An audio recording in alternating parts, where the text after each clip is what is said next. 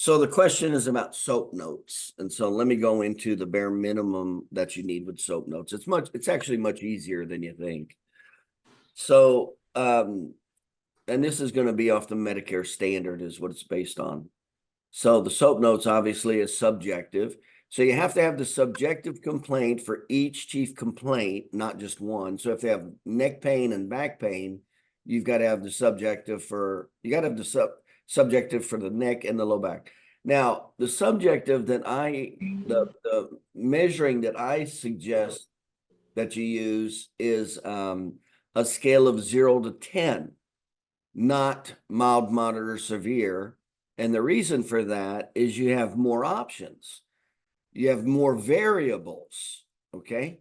So that's why I always recommend 0 to 10 when it comes to subjectivity. So that's subjective. The objective part is actually the most difficult of the parts. So you need 2 E&Ms, 2 evaluation and management codes for the subjective. Now, you could do blood pressure, you could measure, respiratory. There's a lot of E&Ms you can do, right? But why would you do an E&M that's not relevant to the particular case? So you go, okay, what's the most relevant evaluation and management for the typical low impact or for the typical neuromusculoskeletal condition? In other words, what chiropractors see. So the most common is going to be palpation fixation. You'll find problems with that. And remember, you want to do E&Ms that have high specificity, that you have a high likelihood of finding the problem. Why? Because it establishes the need for care and it gets you paid. So you don't want to just do random E&Ms. There's all kinds you could do. You want to do the one that's most specific, that'll actually show something. So anyway, so that's why I suggest that you do fixation, you do tenderness, and muscle spasms. Now, you only need 2, and you do have to have 2 per region. So it's like if they come in with neck and back pain, it's not like you only do 2. And now I got to do 2 for the neck, then I got to do a minimum of 2 for the low back. Each chief complaint, you have to do the categories on. So and then remember, we always want to quantify. Everything about personal injury is quantify. That determines if the patient's getting better or worse, staying the same, or headed toward a permanent problem to some degree the rest of their life. So when we go to fixation, and remember, when you're measuring fixation, which range of motion are you measuring? Is that active range of motion? No. Is it paraphysiological joint space motion? No. You're measuring overpressure motion. That's the category of range of motion that you're measuring, and you're measuring a motor unit, not the whole region, the lumbar region or the cervical region. So you're getting way more specific with your range of motion. And it's also important for the low impact soft tissue spinal injury, because this is where all the problems are. This is where all the permanent problems are. They're not generally in active range of motion. Their permanent problems are going to be in overpressure and in joint or paraphysiological joint space motion. So that's the specificity of fixation. And then how you want to quantify that is use the functional capacity scale, 0, 1, 2, 3. So it's pretty easy if you think of the process of elimination. It's always easier to pick something if you use the process of elimination. You can eliminate 50% of what you're thinking about right away. So what's the functional capacity scale? Remember, 0's normal. You can do the maneuver 100% with no pain or restrictions. 0. That's pretty easy to remember. Let's go to 3 now. 3, You cannot do the maneuver at all. Well, that's pretty easy to remember. In other words, it's too painful. Okay, that's easy to remember. So you only got to remember really two components of the four. So grade 2 is you can do the maneuver, but the pain stops you from doing the maneuver fully. That's a 2. A grade 1 is you can do the maneuver fully, but there's pain or tenderness. Now, the reason I also point this out is a lot of these personal injury cases at MMI are grade 1.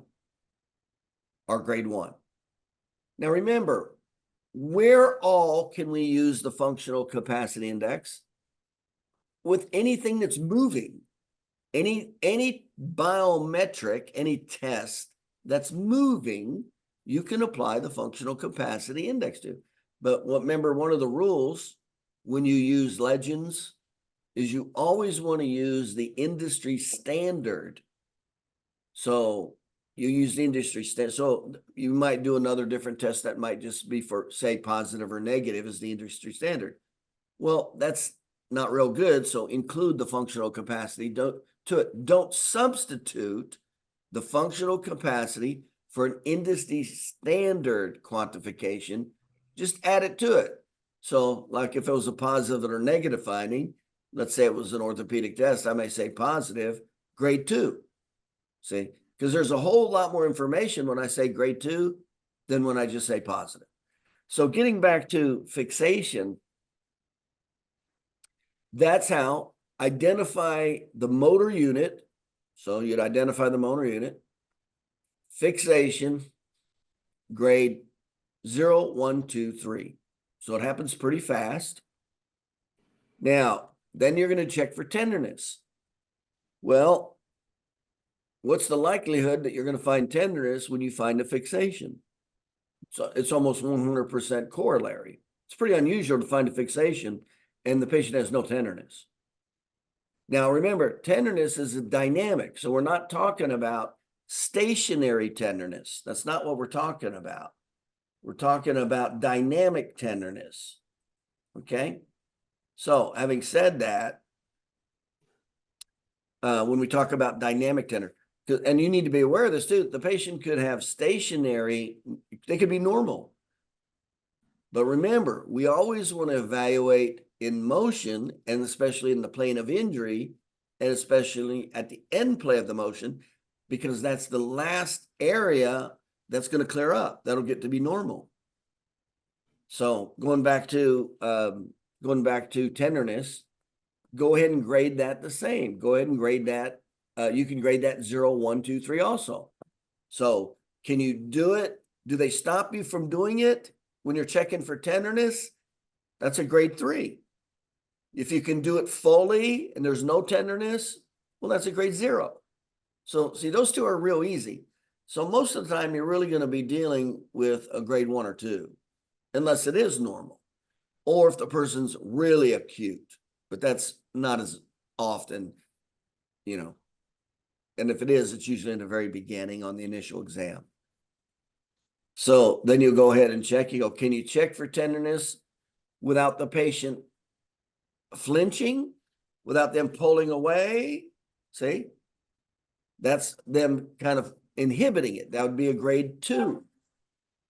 That would be a grade 2 functional capacity. If you can check all the way for tenderness, they don't pull away, you can go there and it's tender, grade 1. Okay, so that's tenderness. And then you go. We're going to be doing that every time? Yeah, soap note is daily. Well, I know daily soap note, but I'm talking about like a personal note, like saying they can rotate their head further as a subjective line. Do we put that little personal comment in with it? I do not understand what you just said. So when they come in, I say, well, before they might have said, I have spasms, turning my head to the left, trouble seeing traffic when I'm driving. Said, and then when they come in next time, go, it's easier for me to see traffic. I have less pain turning my head. So do you note that in a subjective note? We're not on subjective right now. We're on objective. Subjective is you would have already talked about the chief complaint and quantified it. But I'm just saying, when they offer that information, do you type that into your SOAP notes? Yeah, that's additional, but Okay. I'm talking about the bare minimum standard. You can add anything you want. I'm talking about the bare minimum standard. So if the let's say the chief complaint was neck pain. All right, Mark, where's it? Let's see. We'll go to the patient. Okay, let's see where your neck pain's at today. 0 on a scale of 0 to 10, 10 being the worst. And they say, oh, it's a 7, and it hurts worse when I turn it, further. Well, then what's the bare minimum that I need to include? 7. Would it be helpful to put in additional information they give you? Yes. So you can put in as much information as you want. I'm referring to the bare minimum. So in that particular case, if it were me, I'd have just said grade 7, because I already did their exam. And the daily note is like a mini re-exam in the range of E&M category. That's what a SOAP note is. So if you wanted to add that, in other words, if you wanted to add anything they said that's relevant to the case, go ahead and do it. But what's the bare minimum that you need? That's what I want to make sure you're real clear of here. It's like if a patient said that to me, yeah, it hurts worse when I turn, I'd have just said grade 7, because I'm going to the E&M anyway. I'm going to check their fixation, tenderness, and muscle spasms. Or you could have written it in if you wanted to. Yep, grade 7, hurts worse when they turn to the right. Fine. Are you familiar with the ChiroTouch program? Roughly. So they have tenderness on there. They have the levels that you'll be adjusting. You just kind of, you highlight them, you click them, and that's what you got. Now, it doesn't have the grades on there, so you're going to type in additional notes that's saying, you need to add quantification. In personal injury, you have to quantify every biomarker. Why? It establishes the need for care, and it tells you if the patient's getting better or worse, staying the same, ending up with a permanent problem, and it gets you paid. What's one of the common reasons patients are getting thrown into IMEs and getting the patient cut? They put every SOAP note, it's the same, or every re-exam, it's the same. There's no improvement. Well, when you quantify it, and it goes from a grade 7 to a grade 5, that's showing improvement. If it goes from subjective, if it goes from a functional capacity of 3 to 2, it's showing improvement. See? And that's also why I say don't, always use the industry standard, but if the test you're talking about is positive or negative, put positive or negative. But if it's positive, add functional capacity to it. Because if it just says positive,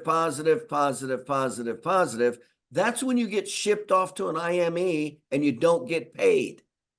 But if the functional capacity test said positive grade 3, and then down the road it said positive grade 2, and then down the road it said positive grade 1, I'm showing the need for care and the patient's getting better. See, there's a big difference between what I just said with the second part versus the fourth part.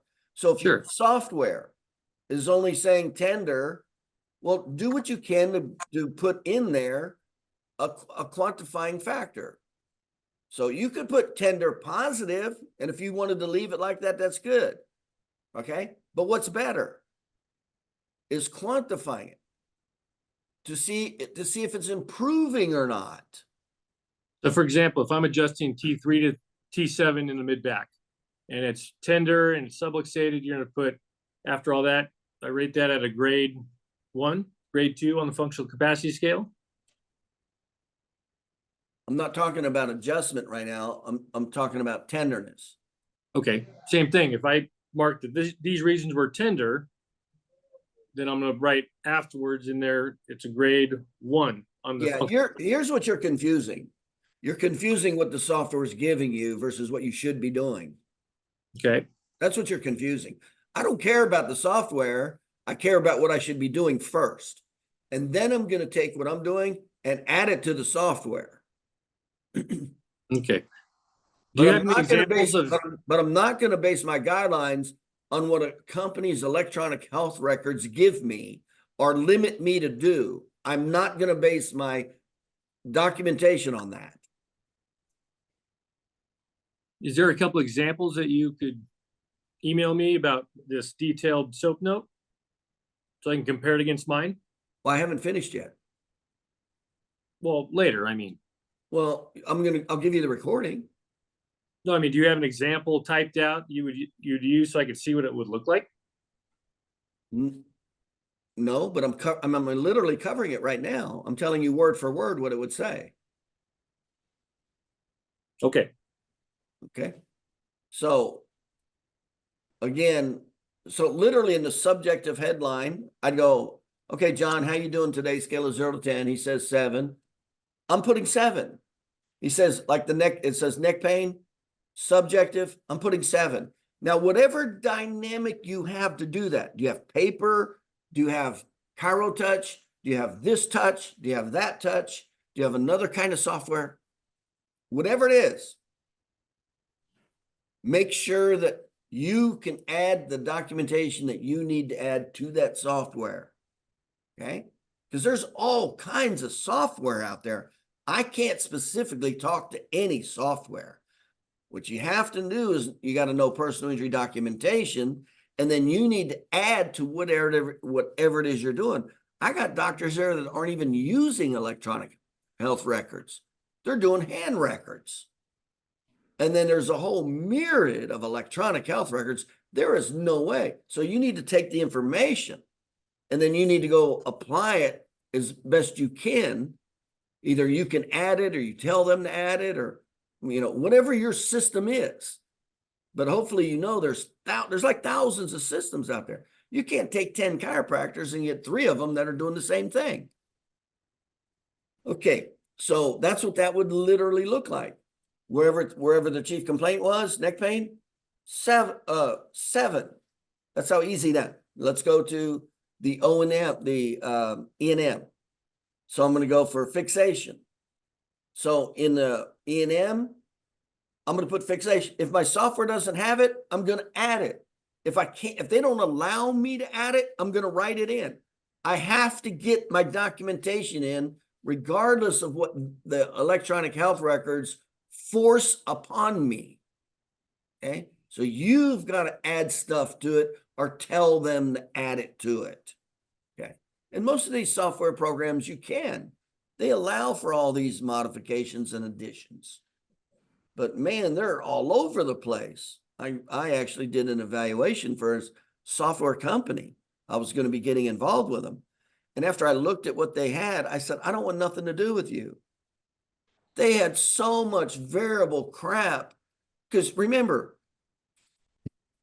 chiropractors do everything. I was just at a chiropractic office yesterday that did hormonal therapy, cosmetics, weight loss. I mean, if chiropractors do everything and anything. Okay, so that's what we're dealing with in this profession. No uniformity. Okay, so as far as the documentation, that's what that documentation would look like. Neck, subjective, grade 7. I go to fixation, 5-6, fixation, C5, C6, fixation. However you can, whether it's notes, electronic health, whatever, just make sure you can document the motor unit and then quantify it. Grade 0, 1, 2, 3. That's it. Then go to tenderness, same thing. Is there tenderness? Quantify it. Grade 0, 1, 2, 3. Muscle. Now, muscle is when you will just go mild, moderate, or severe with muscle. And that'll just be your opinion of what mild is, what moderate is, and what severe is. Now, just so you do know, there are definitions in the AMA guides with mild, moderate, moderate to severe, and severe. But for muscle spasm, let's just leave it for mild, moderate, severe. And then how that would be documented is you don't want to document a muscle. You would document the region. So it'd be cervical. And then what plane of motion? When you document muscles, you want to document the anatomical plane of motion of the region and quantify it. So typically in the neck, we're looking at the paraspinals and extensors. So it'd be muscle spasms, cervical region, bilateral muscle spasms, grade mild. But that's in extensors. So you're going to pay attention to the plane of motion with muscles, flexors, extensors, left lateral flexors, right lateral flexors, left rotators, right rotators. And the reason I said this, and I talked about this earlier, is a doctor used a software program one time, and the software program listed every muscle, I think it was the shoulder and the neck, listed every individual muscle in the shoulder and the neck, listed the origin and insertion. Now, I did a evaluation on this. This was actually I was an expert witness in this case. Immediately, I knew that doctor used a software program. There's no way doctors know every muscle in clinical practice. Doctors do not know every muscle and every origin insertion. Now, why am I pointing that out? Because I would have destroyed him on the stand that he used a software program, not his opinion. I would have flat out asked him, if I was the defense attorney, name this muscle group, point to it, tell me the origin, tell me the assertion. I would have did that for every muscle group he signed off on. And I would have destroyed his credibility, is what I would have done. So be real careful. Never add anything that you can't justify, you can't say, or you don't know. And that's getting to be real important right now with AI, artificial intelligence. Now, let's not get carried away. That's a whole nother subject. But let's get back to the soap note. Hey, Doc, real quick, how would you quantify mild, moderate, or severe for your note? What would you define those as? Well, I just said that the AMA Guides does quantify mild, moderate, and severe. For the purposes of muscle spasm, it's just going to be subjectively your opinion. Okay. Okay. Now, remember in personal injury, hopefully one of the things you're going to do at MMI is what? You're going to do a Dynarom test. It's one of the things we're hoping you're going to do. So what does that quantify? It quantifies pathological muscle spasms objectively. Okay. All right. So anyway, that's a little bit of information. So those are the three. We do three. If you only need to do a minimum of two. And remember, you could check their airflow. You could check their pulse. But what good does that do for a typical neuromusculoskeletal patient to establish the need for care and show progress and get paid? Nothing. So I want to do tests that have the highest relevancy of actually finding something. There you go. That's how you want to pay attention to that. So that's fixation. So now the latter two are easy. So you got SOA, the analysis. Well, that's just a diagnosis. That's not going to change from visit to visit. That changes at re-exams.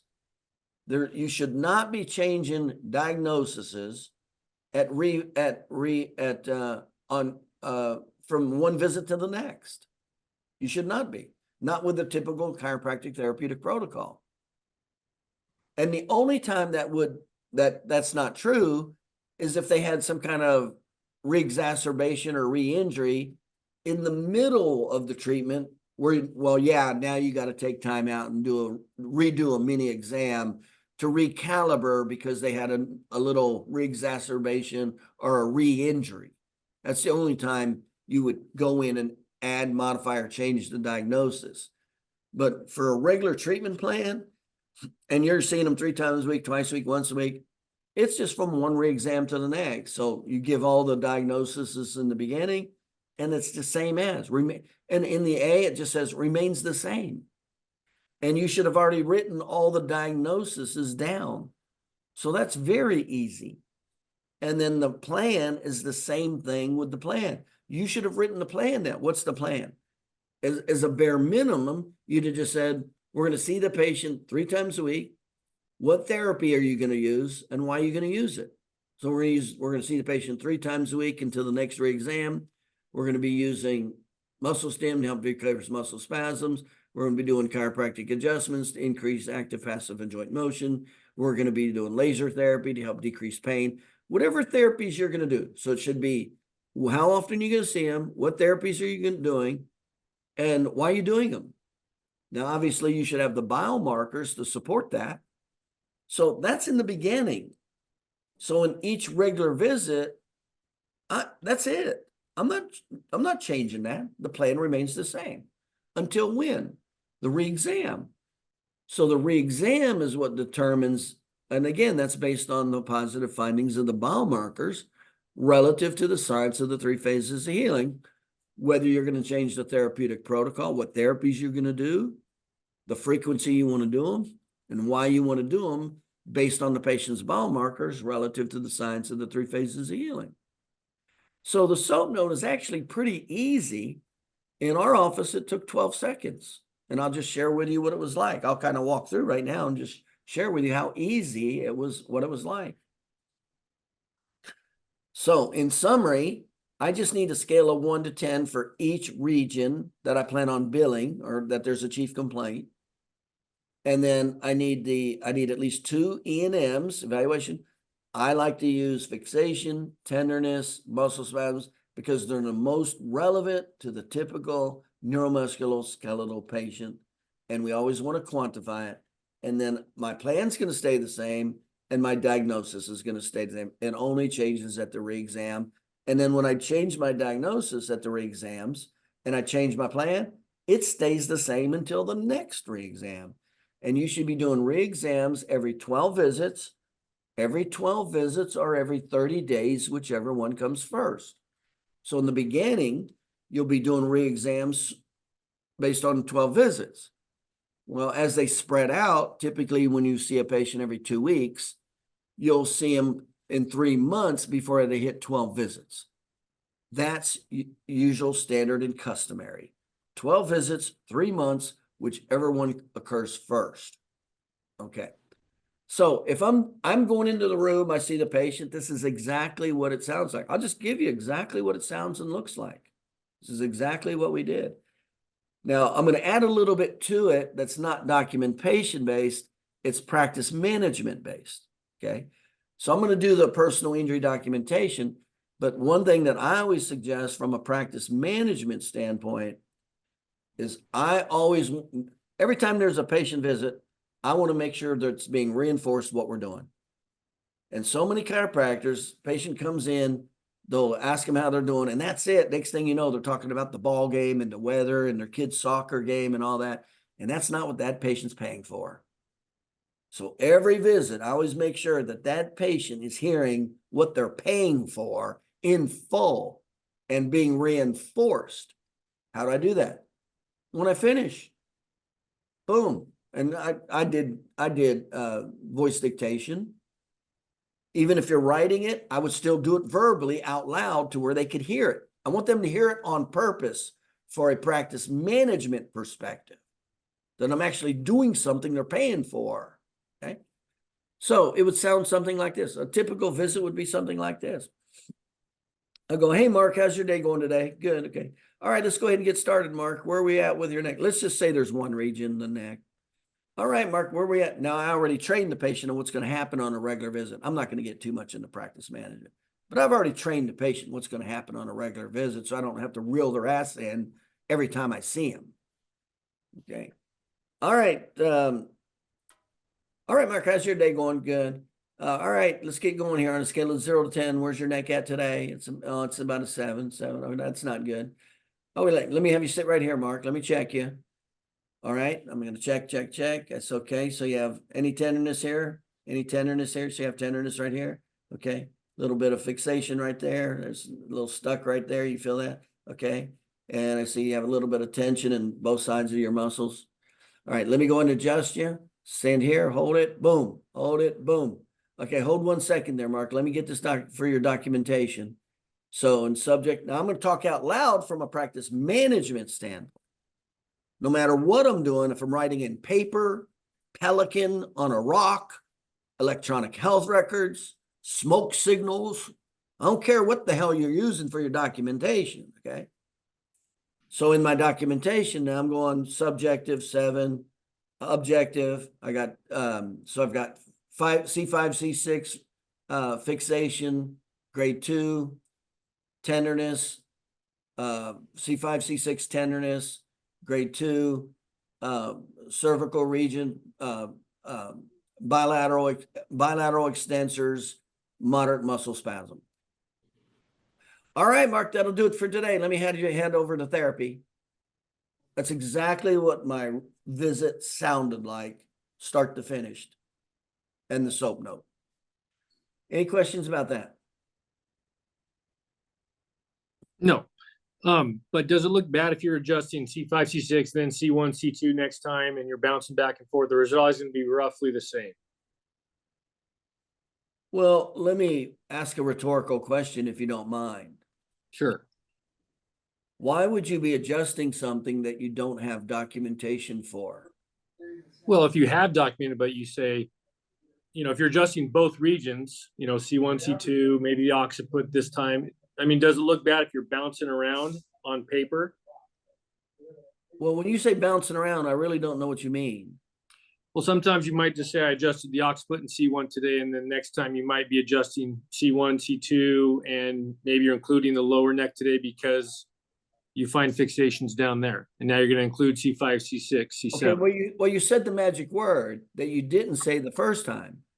See, when I came back and asked you the rhetorical question, I said, why would you be doing something that you don't have documentation to? Well, when I questioned you, you said, well, no, I do have documentation. And then just then you said, I do have documentation also. So you did have documentation. Okay. See?